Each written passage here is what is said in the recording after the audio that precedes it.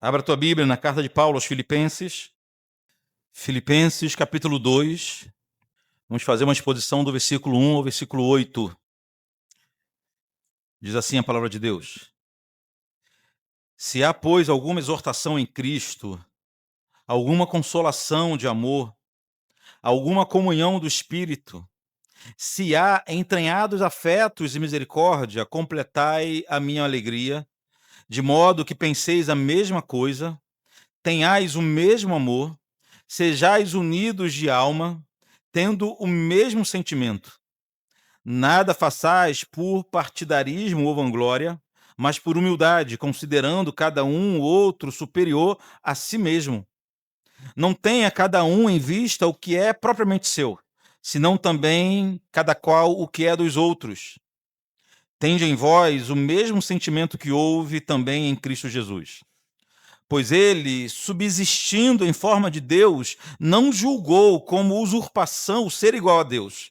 Antes, a si mesmo se esvaziou, assumindo a forma de servo, tornando-se em semelhança de homens e reconhecido em figura humana, a si mesmo se humilhou, tornando-se obediente até a morte, morte de cruz. Vamos falar com Deus. Pai amado, acabamos de ler uma porção das Escrituras Sagradas que não fará sentido algum sem a atuação do Espírito Santo nesse momento. Nós clamamos pela iluminação do Espírito Santo para que sejamos, de fato, abençoados com Tua palavra, com aquela compreensão que só o Espírito Santo pode dar.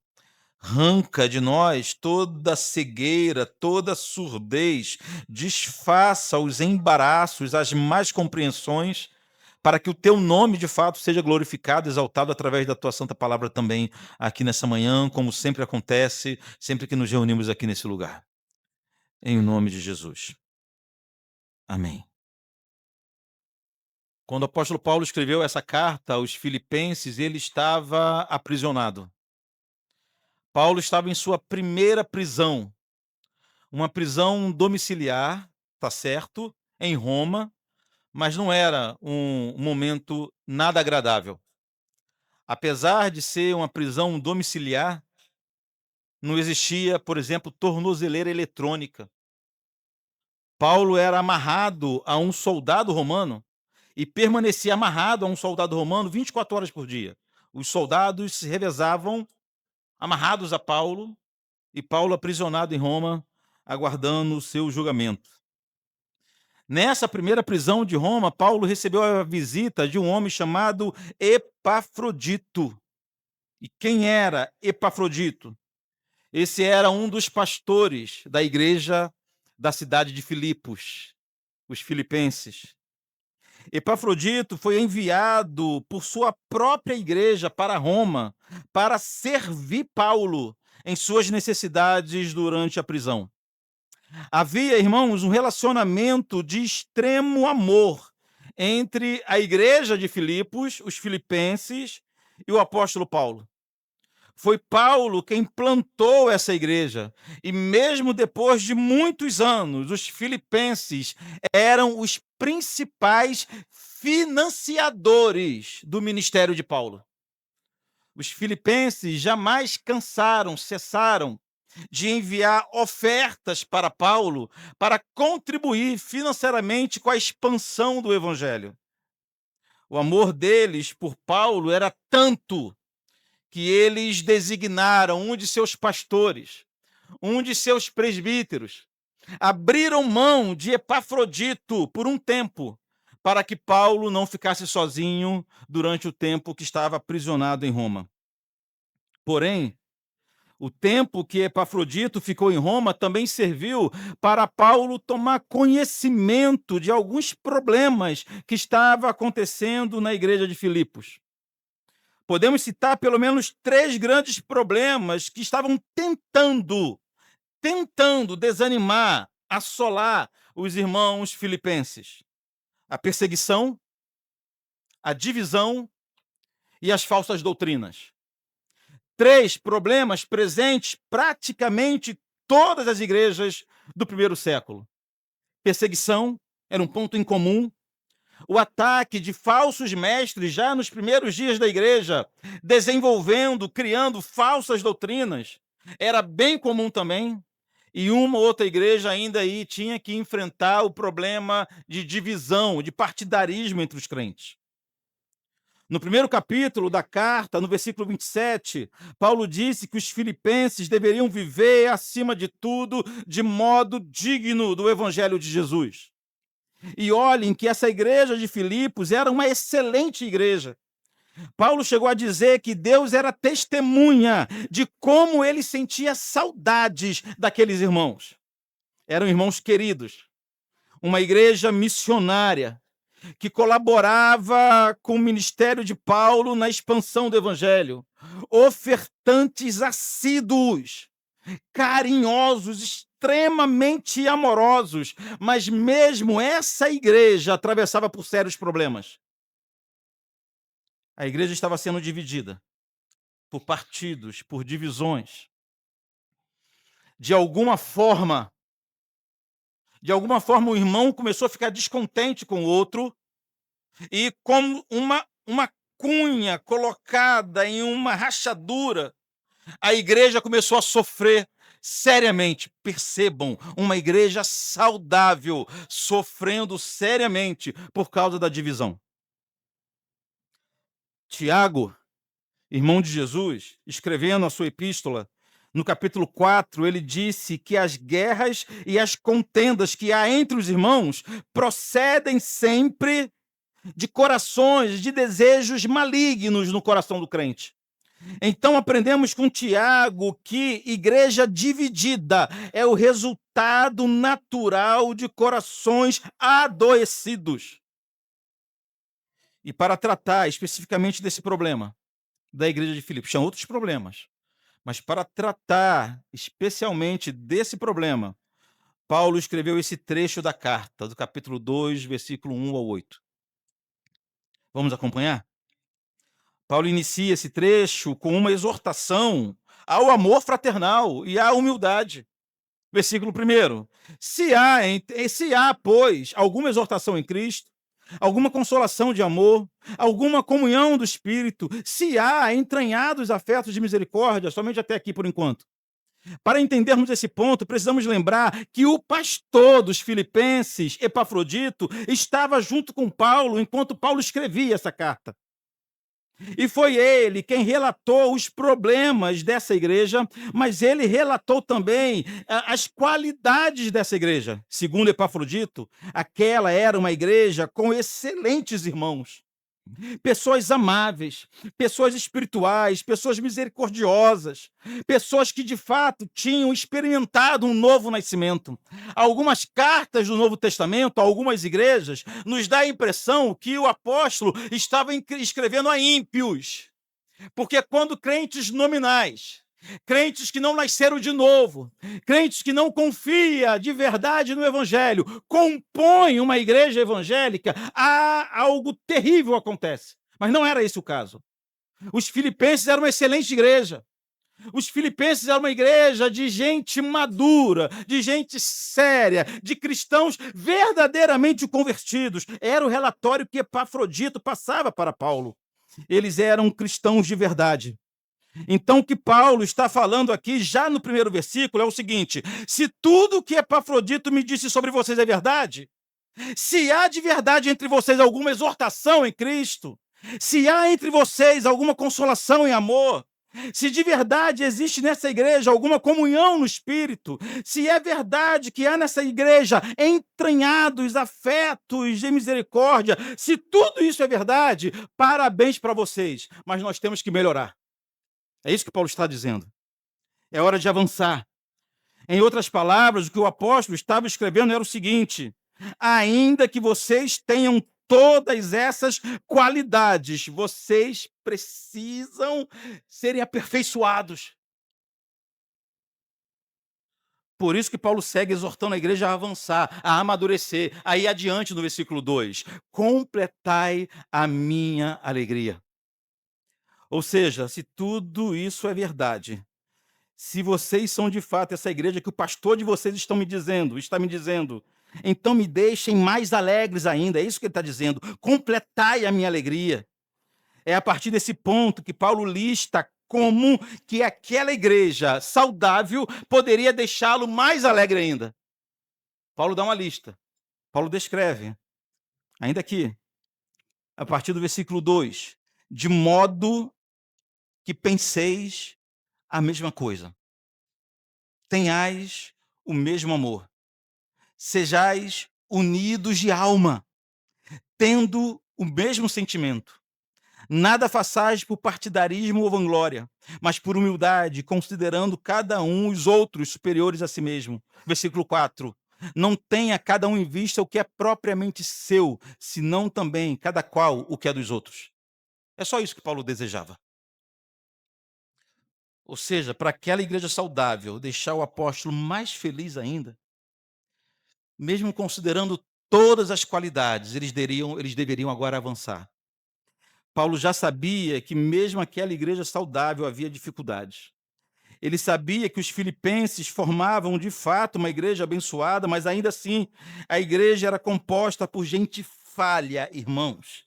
Pessoas que necessitavam de aperfeiçoamento, como toda igreja, por mais saudável que seja. Há muitos irmãos ainda que necessitam de aperfeiçoamento. Há muita gente falha, há muitos novos na fé, há muitos que demoraram a amadurecer, mesmo dentro de uma igreja saudável. Por isso ele passou a orientá-los com vistas ao aperfeiçoamento. E somente nesse trecho aqui, do versículo 2 ao 4, Paulo orientou a igreja a desenvolver pelo menos 6 marcas. Vocês perceberam? 6 ações práticas que tornariam aqueles crentes melhores a cada dia. Vamos ver, uma a uma? 6 atitudes. 6 atitudes que poderiam pôr um freio no processo de deterioração daquela igreja por causa da divisão. Vejamos cada uma dessas marcas ou atitudes. A primeira, pensem a mesma coisa, no versículo 2. Completai a minha alegria de modo que penseis a mesma coisa. Queridos, nesse ponto a ordem é simples. Os crentes em Filipos deveriam pensar a mesma coisa. Que desafio, não é verdade? Dá vontade de desanimar. Só aí a gente já parou, né? Pastor, já estou reprovado.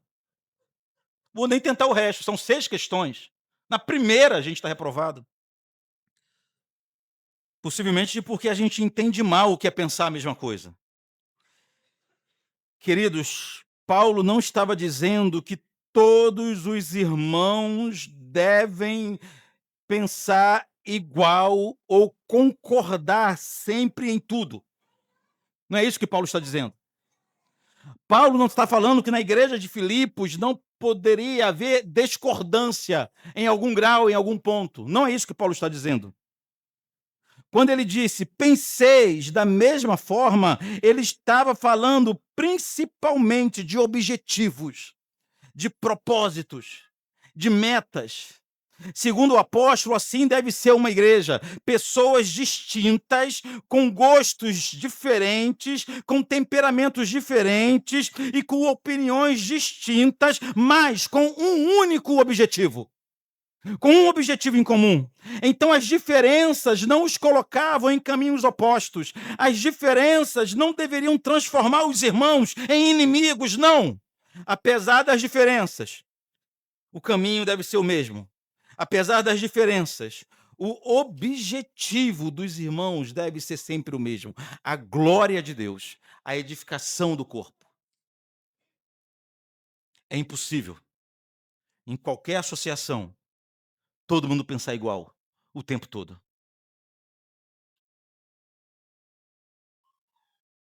Onde há 2 pessoas, já há discordâncias. Casamento é assim, não é verdade? Casamento é assim. Rapaz, eu acho que a gente discorda mais do que a gente concorda, né? Tem gente com um sorriso estranho aí no rosto e depois eu quero ter uma conversa com vocês. Eu só lancei a rede aqui, já peguei uns 3 ou 4 que devem estar passando por alguma crise. Não tem como a gente concordar sempre em tudo. Agora tem como, apesar das discordâncias, caminharem juntos. Isso tem como. ter o mesmo objetivo, ter a mesma meta. É isso que significa penseis a mesma coisa. Tenham um só objetivo, persigam o mesmo alvo, sigam juntos pelo mesmo caminho, apesar das discordâncias. É apenas o primeiro ponto. A segunda marca que aquela igreja deveria desenvolver é ter o mesmo amor uns pelos outros. Observem que não é ter amor uns pelos outros, é ter o mesmo amor uns pelos outros. Ainda no versículo 2, de modo que penseis a mesma coisa, tenhais o mesmo amor. Mesmo amor aqui tem um sentido de amor mútuo.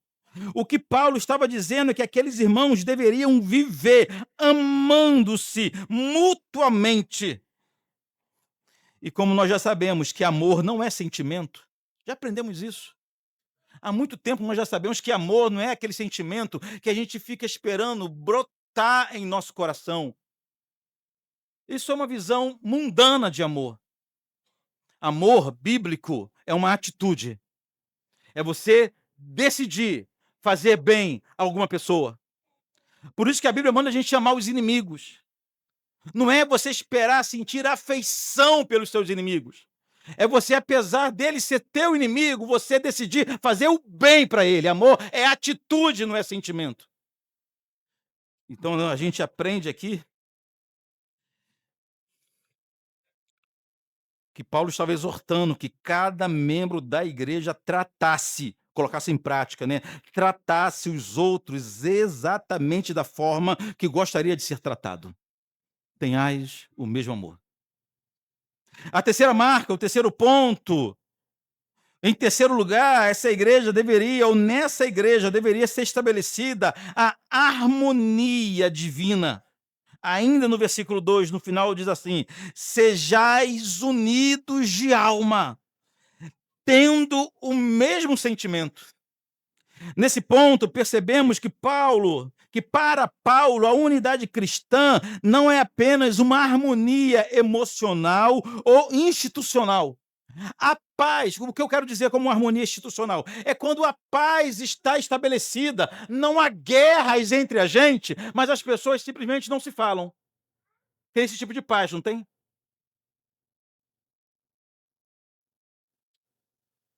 Não quero briga, não. Só não olha para minha cara. Não é assim? Tem paz? Tem paz. Tem harmonia? Institucional tem. Mas não é isso que a Bíblia, que a palavra de Deus nos ensina. A harmonia que Paulo desejava que a igreja desenvolvesse tinha pelo menos 3 aspectos. A harmonia, fruto de uma unidade doutrinária, ou seja, crer na mesma forma em Deus, em Cristo, nas questões cruciais da fé. Há alguns pontos doutrinários, algumas questões doutrinárias que nós podemos ter divergências, em outras não. Então, Paulo estabelece aqui, tem que ter uma harmonia doutrinária nessa igreja. Em segundo lugar, harmonia fundamentada no Evangelho. O que seria harmonia fundamentada no Evangelho? É estar em paz com os irmãos, viver em paz, trabalhar pela paz com os irmãos, fruto da compreensão que temos do Evangelho. Daquela compreensão de que todos nós somos pecadores e que se não fosse a graça de Deus nos alcançando, nós seríamos o pior dos homens. Então, a harmonia é fruto da compreensão do Evangelho e, por fim, a harmonia é resultado de vidas submissas à mesma palavra, a palavra de Deus. Ou seja, a paz não pode ser uma paz apenas visível. Tem que ser de coração, de espírito.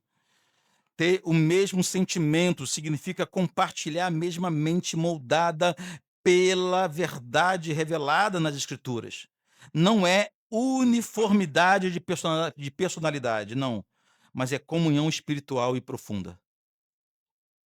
Terceira marca.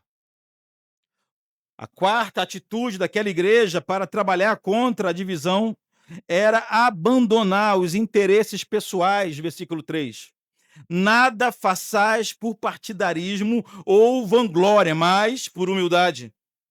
Paulo, nesse ponto, está tratando, sobretudo, das motivações do coração. Já vimos, irmãos, que esses eram crentes que trabalhavam bem, trabalhavam com qualidade, eram homens e mulheres de outro nível, mas o apóstolo estava os exortando que, por melhor que fosse o trabalho, eles precisavam urgentemente visitar o próprio coração para saber quais eram as motivações do coração para trabalhar de forma tão excelente entre os irmãos. De nada adiantaria trabalhar com excelência na igreja, servir de forma excelente à igreja, se fosse por motivações erradas. De nada adiantaria.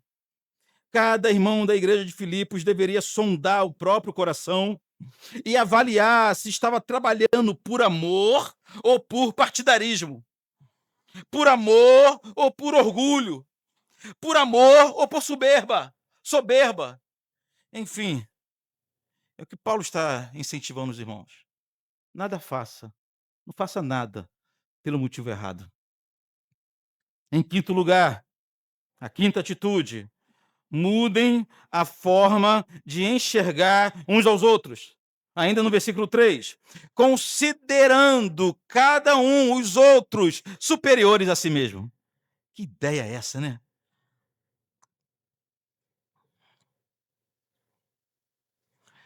A cultura mundana, contemporânea, quase que nos ensina a olhar para o espelho e ficar repetindo: você é lindo, você é bonito, você pode. Usam versículos isolados da Bíblia para trabalhar a autoestima. Aí nós nos deparamos com um texto desse, em que nos ensina que o cristão deve considerar o irmão superior a ele mesmo. Não, os irmãos, superior a ele mesmo. Considerar sempre os outros irmãos superiores, essa é a ordem, mas preste atenção. Paulo não está dizendo que os filipenses deveriam negar a própria identidade ou negar os dons e talentos que receberam de Deus. Não, isso é falsa humildade.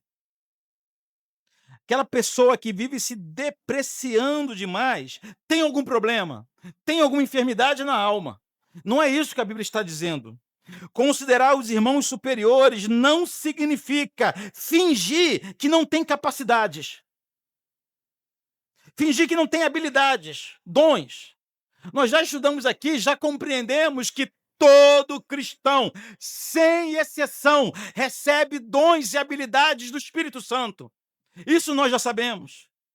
Considerar os irmãos superiores não significa negar responsabilidades da liderança. Considerar os irmãos superiores não significa adotar uma falsa modéstia. Considerar os irmãos superiores não pode ser confundido com uma espécie de autodepreciação patológica, por exemplo. Isso acontece quando a alma adoece e uma impressão diabólica de falta de valor nos é atingido. Tem gente que é assim, infelizmente. Considerar os outros superiores significa colocar-se voluntariamente na posição de servo. É uma disposição prática de buscar o bem do próximo antes do seu próprio interesse. Não é uma afirmação metafísica apenas sobre valor, sobre essência, nada disso. Mas é uma atitude.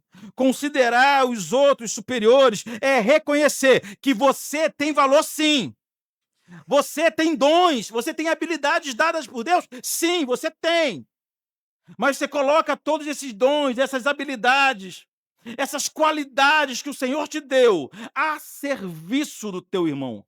É isso que é considerar os outros superiores. Considerar os outros superiores é reconhecer que você tem valor, que você tem habilidades, que você tem qualidades, mas que tudo isso é fruto da graça de Deus. Em sexto lugar, os irmãos deveriam se dedicar a promover o bem uns dos outros. Versículo 4. Não tenha cada um em vista o que é propriamente seu, senão também cada qual o que é dos outros. Na Nova Tradução, na linguagem de hoje, esse versículo está assim, ó: que ninguém procure somente seus próprios interesses, mas também os interesses dos outros. Bem claro, né?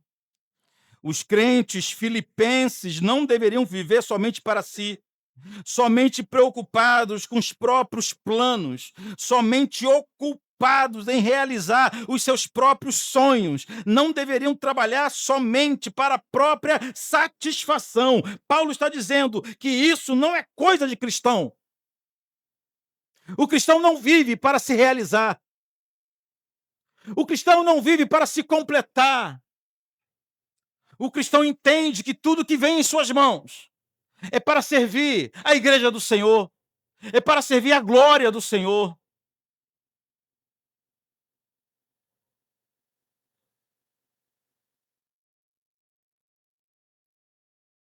Pastor, tudo, tudo.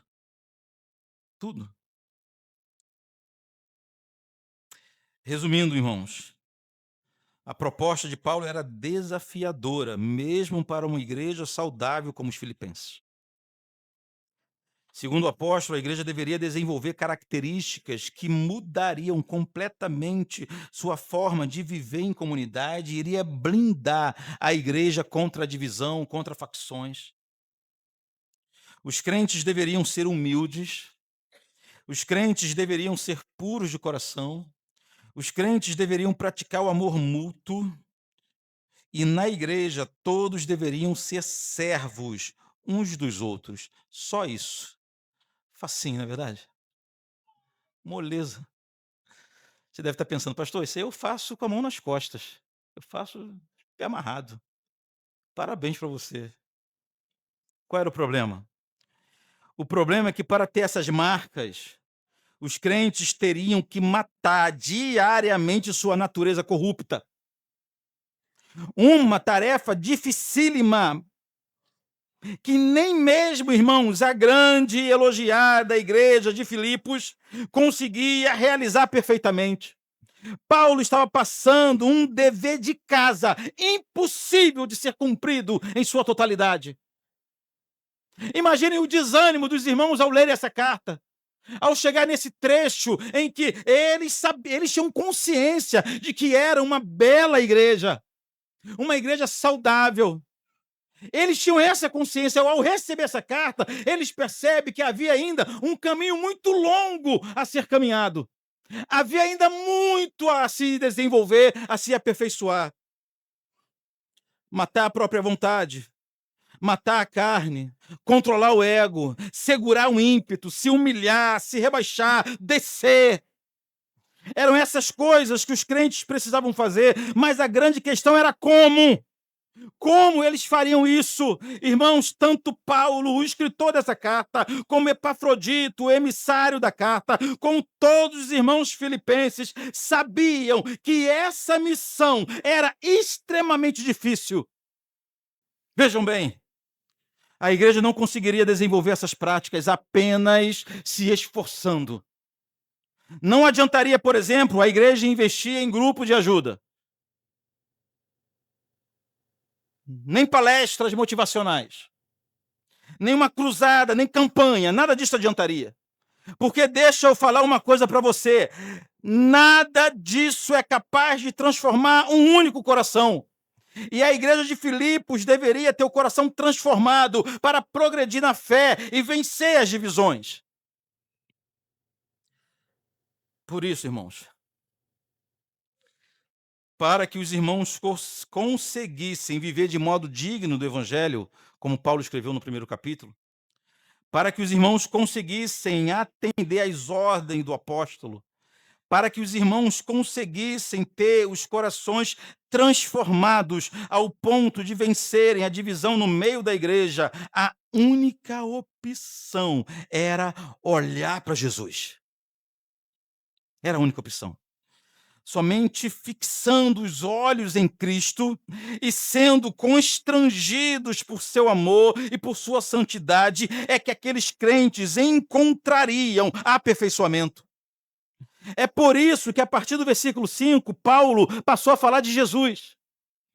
Depois dessa exortação que ele deu à igreja, o que temos aqui, muito provavelmente, foi um hino que Paulo compôs falando de Jesus. Depois de incentivar a igreja e de listar as práticas que aquela igreja deveria desenvolver, Paulo, sabendo que aqueles irmãos eram incapazes de, por conta própria, se aperfeiçoar, ele escreveu o seguinte no versículo 5: Tende em vós o mesmo sentimento que houve também em Cristo Jesus. Percebam? Paulo não escreveu: promovam um encontro de, sei lá, de homens e mulheres e trabalhem um tema da divisão. Paulo não escreveu: elaborem uma dinâmica de grupo, tragam um palestrante para falar com o povo sobre humildade e sobre divisão. Não foi isso que Paulo deu. O apóstolo fez um diagnóstico, mostrou a necessidade que a igreja tinha. E o único remédio era olhar para Jesus. Fixar os olhos em Cristo. Para uma excelente igreja como os filipenses, mas que apesar de suas qualidades estava correndo o risco de morrer, pois havia uma doença dentro dos corações dos irmãos que estava gerando divisão, estava partindo o corpo que deveria ser unido. Para essa igreja, o apóstolo disse: olhe para Jesus. Não olhe para os outros mestres, não olhe para os outros senhores, olhe para Jesus.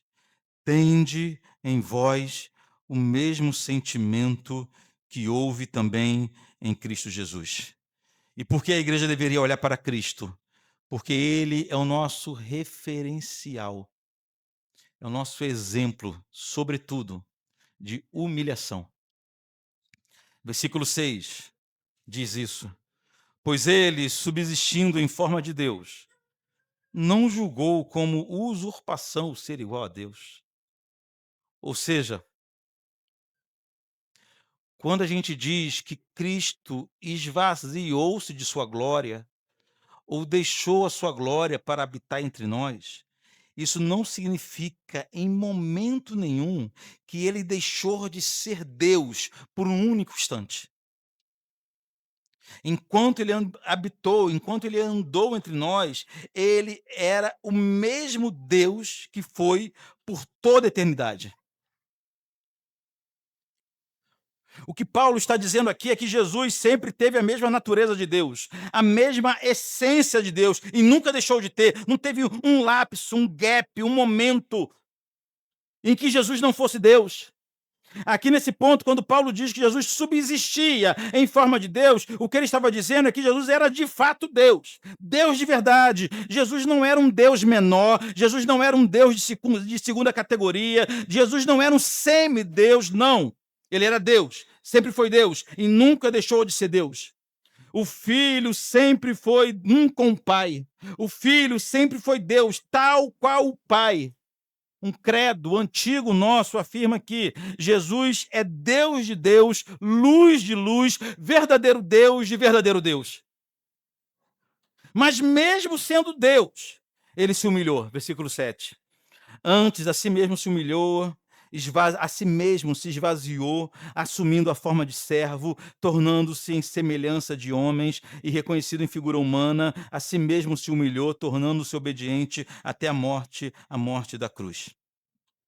A humilhação de Jesus não se deu apenas na cruz do Calvário, pelo contrário. Quando ele sai do seu trono de graça, quando ele deixa a presença de seu Pai, e ele nasce em Belém, já era uma grande humilhação para o Deus Todo-Poderoso. Ele se humilhou quando se encarnou, e humilhou-se quando foi exposto na cruz do Calvário. Mas ele sempre foi Deus, cheio de glória e majestade, cheio de formosura. Mas, segundo as Escrituras, ele se esvaziou, ou seja, ele deixou sua glória celestial, ele deixou seu santo trono para tornar-se como um de nós. Jesus abriu mão de sua posição, isso te diz alguma coisa? Jesus abriu mão de sua glória, abriu mão de ser servido.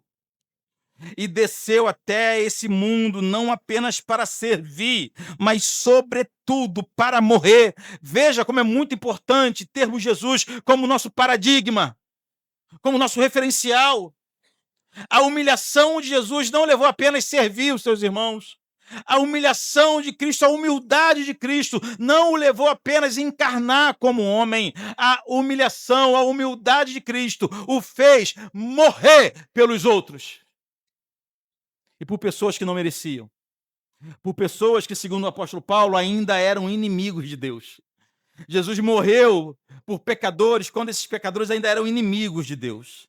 A grande lição, irmãos, desse capítulo é uma das doutrinas mais importantes da fé cristã, justamente a doutrina da humilhação de Jesus. O Deus eterno que se fez homem, o Pai da eternidade que aceitou o plano de tornar-se como um de nós, aceitou a cruz pesada, aceitou ser ridicularizado. Esse é o nosso Cristo.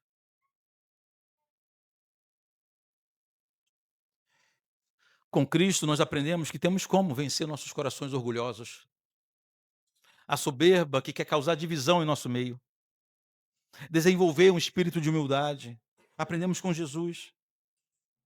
Queridos, o orgulho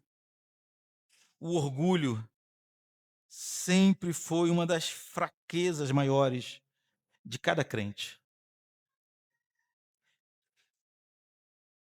Em uma proporção ou em outra, o orgulho sempre está presente, nos tentando a cada dia. Uma de nossas grandes batalhas é essa, vencer um coração orgulhoso. A tradição puritana sempre ensinou que, preste atenção, o orgulho é a raiz de muitos pecados. A humildade é a marca da verdadeira conversão. Para os puritanos, bons irmãos antigos, uma arma que temos para vencer o orgulho é reconhecer quem nós somos diante de Deus. Um dos últimos puritanos, Jonathan Edwards, por exemplo, ele enfatizava que o verdadeiro cristão desenvolve uma profunda consciência da própria indignidade diante a santidade de Deus. O que naturalmente, olha só, naturalmente produz humildade diante dos outros. Veja o que Edwards nos ensina. Eu vou repetir, o verdadeiro cristão desenvolve uma profunda consciência da própria indignidade diante de Deus.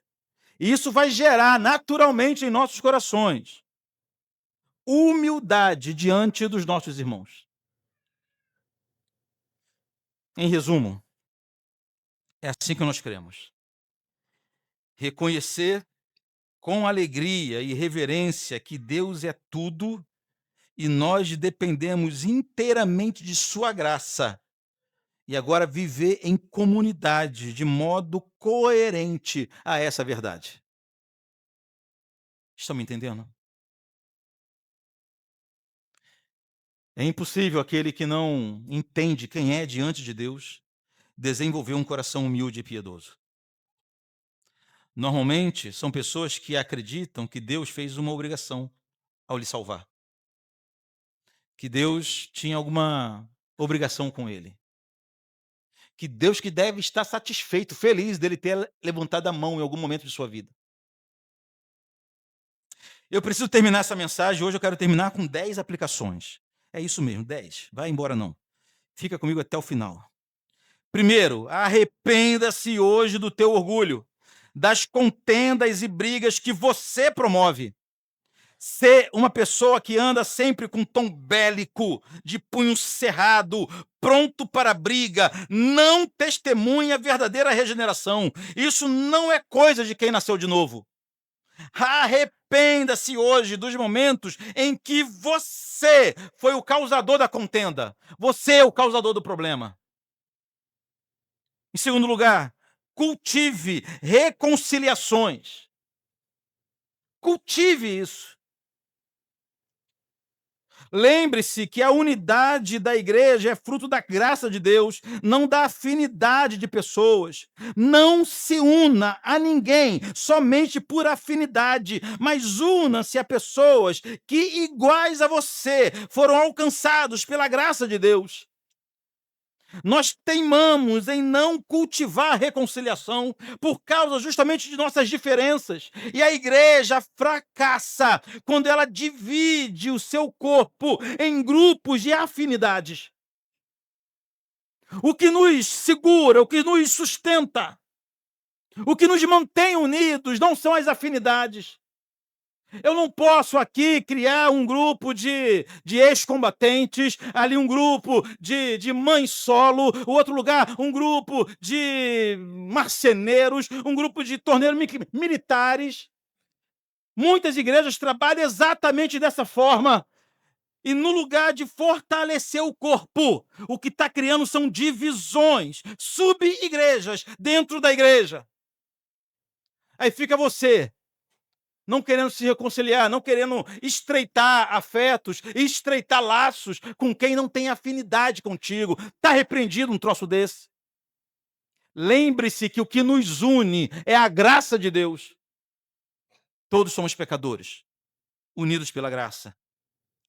Em terceiro lugar, reconheça a tua inclinação natural para o orgulho, bem como tua total dependência da graça para desenvolver humildade genuína. Não finja que você é uma pessoa completamente vacinada contra o orgulho, que você não é. Reconheça essa sua inclinação, mas reconheça também sua dependência da graça de Deus. Pratique serviço. Quarto lugar, pratique serviços voluntários na igreja. Ouça antes de falar.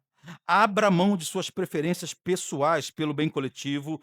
Tudo isso como forma de abençoar e servir a igreja do Senhor. A igreja do Senhor não é composta por pessoas que fazem o que quer, na hora que quer, do jeito que quer. Faz o que gosta, na hora que gosta, do jeito que quer. A igreja do Senhor é composta por pessoas que vê uma necessidade e agem nessa necessidade da igreja. Em quinto lugar, antes de tomar qualquer decisão, faça a seguinte pergunta: isso reflete o caráter humilde de Jesus? Não faça nada, não tome um único passo, sem primeiro perguntar se aquele ato, se aquela ação, se aquele plano, se aquele projeto vai refletir em você o caráter humilde de Cristo. Não faça nada que você já sabe de antemão que Cristo não faria. Não é difícil assim. Em sexto lugar, exerça a liderança servindo, não buscando status. Lembra-te que a grandeza do reino é medida pelo grau que nós servimos os irmãos e não pela forma em que somos servidos dele. Sétima aplicação: permaneça fiel nas pequenas e nas grandes decisões, mesmo quando a obediência ao Senhor implicar em sofrimento. Confie na soberania de Deus. Oitava, consulte teu coração e veja se a soberba não está camuflada de piedade. Muitas vezes, preste atenção, não pedir ajuda, não gritar por socorro, não é humildade, é sim orgulho, disfarçado de humildade. Grite, peça socorro, sempre que precisar. Conte com a igreja, conte com os seus irmãos. Não espere a água estar te sufocando, te cobrindo, para gritar por socorro. Não gritar por socorro quando precisa não é humildade. É orgulho, é soberba, disfarçado de humildade. Em nono lugar, olhe para a tua história e responda com honestidade. Você pode salvar a sua alma? Há forças em você, há habilidade em você para alcançar a salvação por conta própria. Seja sincero. A partir dessa compreensão, a partir de uma compreensão bíblica verdadeira, dependendo da pergunta, da resposta que você der a essas perguntas, você consegue desenvolver um coração humilde. Agora, se você é daqueles que acha que foi você que decidiu, você que escolheu, que Deus te deve favores, raramente há humildade junto com esse tipo de mentalidade. E por fim, reconheça e aprofunde-se no conhecimento da graça de Deus, capaz de transformar a vida dos piores pecadores. Veja como esse aprofundamento no conhecimento da graça pode mudar completamente a tua vida e a história da igreja. A partir que todos nós nos lembremos que nós éramos todos pecadores destinados à condenação eterna, mas o Senhor Jesus, por sua grande graça, nos alcançou. Você vai lembrar que não há diferença nenhuma entre você e o teu irmão, entre os pecados dele e o teu pecado. Que você merecia exatamente o que ele merecia. Que vocês se encontrariam juntos numa condenação eterna. Mas que a graça de Deus alcançou tanto você quanto ele. A graça de Deus os uniu em um mesmo corpo e a graça de Deus os sustenta para sempre. Tudo é graça. Sem uma compreensão da graça, não há harmonia na igreja. Sem uma compreensão da graça, não há coração piedoso. Sem compreensão da graça, não há atitude de humildade, não há. Pelo contrário, sem uma compreensão bíblica da graça, o que existe é orgulho, soberba, vaidade, divisão e uma igreja enferma. Que o Senhor nos proteja. Você ora comigo? Pessoal da música, por favor. Pai amado, muito obrigado por tua palavra. Desejamos agora não apenas saber, mas desejamos colocar em prática tudo que a tua palavra tem nos ensinado hoje. E para isso, nós dependemos da tua graça, Pai. Não há forças em nós mesmos, em alguns de nós sequer há intenção de trabalhar por um coração mais humilde.